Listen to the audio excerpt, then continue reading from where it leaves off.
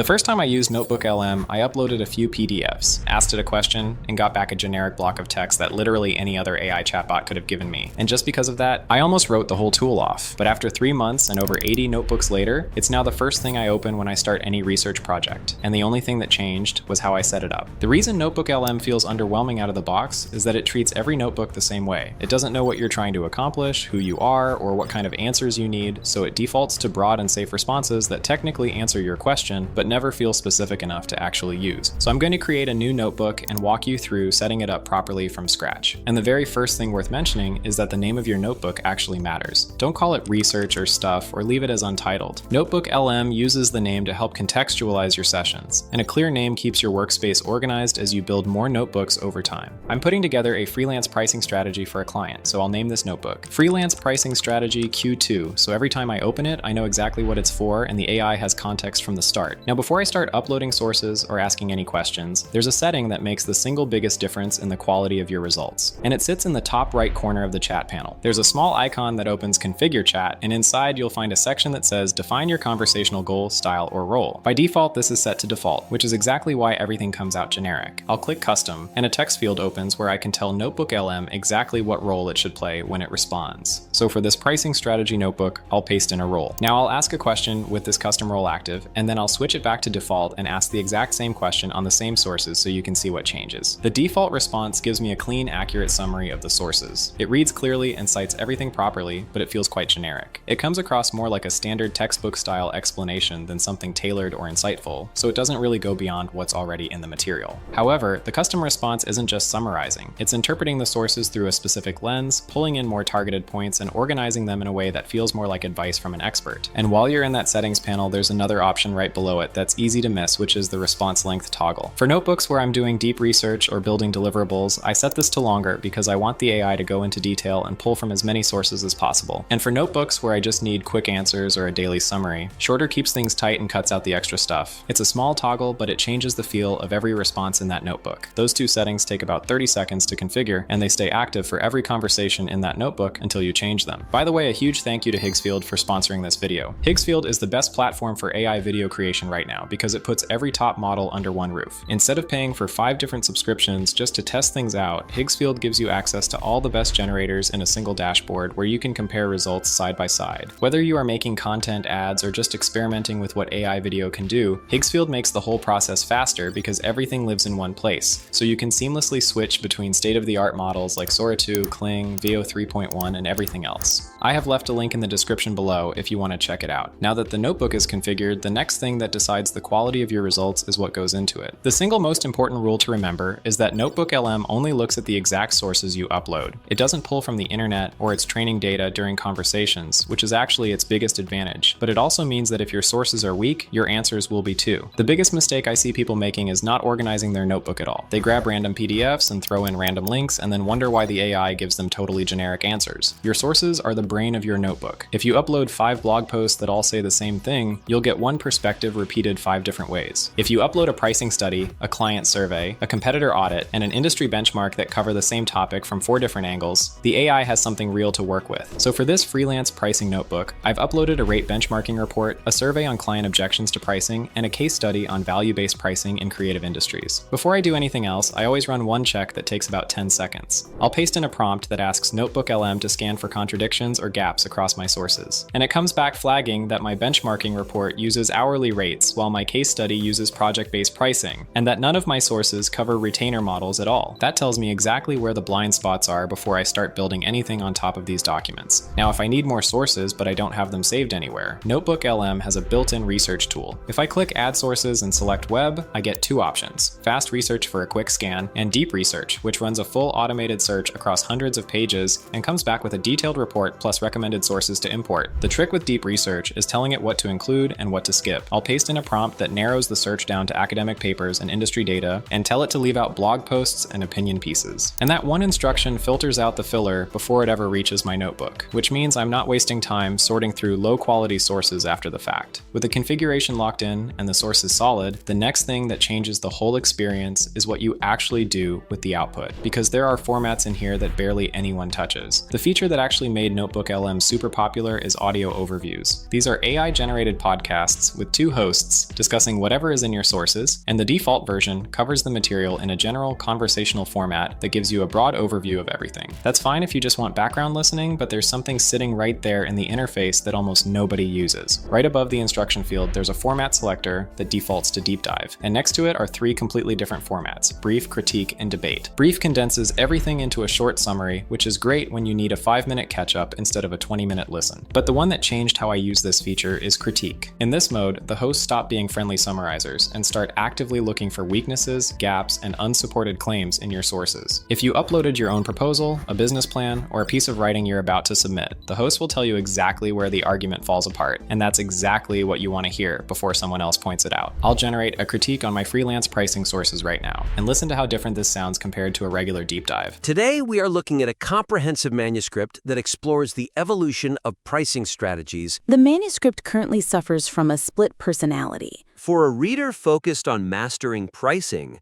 reading about forming a powerful guiding coalition feels completely disconnected. Exactly. It's irrelevant to their immediate goals. The inclusion of complex organizational change frameworks distracts from the core pricing argument because their relevance to the reader's immediate pricing strategy is left entirely unstated. Yeah, the weakness there feels pretty glaring. The hosts come back highlighting a weakness in how the material is structured. They point out that these complex frameworks are introduced, but their relevance to pricing isn't clearly explained. So instead of supporting the core idea, they end up distracting from it and breaking the flow for the reader. That kind of feedback would take hours to get from a human reviewer, and it generates in about 2 minutes. Debate puts the two hosts on opposing sides. If your topic has multiple valid perspectives, like whether to price hourly versus project-based, this format forces both cases into the open so you hear the strongest arguments on each side. And after any audio overview finishes generating, there's a small button called Interactive Mode next to the play controls. This is the part that turns everything into something you can actually control. Click it and you can talk to the hosts while they're discussing your content. Imagine a massive global client comes to you and asks for a quote to ship 80 large cargo containers. Okay, 80 containers, got it. Right. But you look at their supply chain, you run some logistics models, and you realize their entire operation is it's completely unoptimized. If they mention something and you want them to go deeper, hit join. Whoa, did someone just break the fourth wall? Let's hear it. Ask your question. Hey, can you please evaluate the impact of the unoptimized supply chain? And the host will pause and answer your question. Oh, that's a perfect interjection. You're jumping right to the ultimate question. You want us to evaluate the impact of this unoptimized supply chain right now? Exactly, before we even get to the pricing. What's fascinating here is that the client came in focused on the input shipping 80 containers, but you're already focused on the value. And that's what makes a strategic partner different from a vendor. And then pick back up from where they left off. It takes a passive podcast and turns it into a live conversation where you control the direction. Audio overviews are great for absorbing information, but when you need something you can actually present to someone, there's a whole panel of outputs that go way further. On the right side of the screen, there is a panel called Studio, and if you do not see it, there is a small toggle right there to open it up. This is exactly where NotebookLM turns your sources and your configured settings into finished deliverables. The very first thing I need here is a slide deck to present to my client. So I'll click on slide deck, and it builds a really solid presentation in about 90 seconds with a clean layout and a logical flow. But if a slide has the right information with the wrong layout, you do not have to regenerate the entire deck. Instead, you just click that specific slide, hit revise, and tell it exactly what you want to change. For example, I'll tell it to reformat this into a 2-column comparison. And just like that, it updates only that one slide instantly, which saves a massive amount of time. Now, the second output I use constantly is reports. And what is great here is that instead of just handing you generic templates, NotebookLM actually suggests formats based on the specific data inside your sources. But if none of those presets fit, you just click Create Your Own and describe the exact structure you need. I'll paste in my custom prompt for that right now. And it builds exactly what I asked for, which is a 1-page pricing brief with 3 distinct options formatted perfectly so my client can actually read it. Finally, there are video overviews, which turn your research into a narrated presentation. And the best part here is that you can actually type in the exact visual style you want, so it looks professionally designed instead of just looking like a generic AI video. And because everything pulls from that initial setup, your custom role and your curated sources carry through to every single deliverable the studio generates. To escape this trap, you need a dynamic pricing architecture.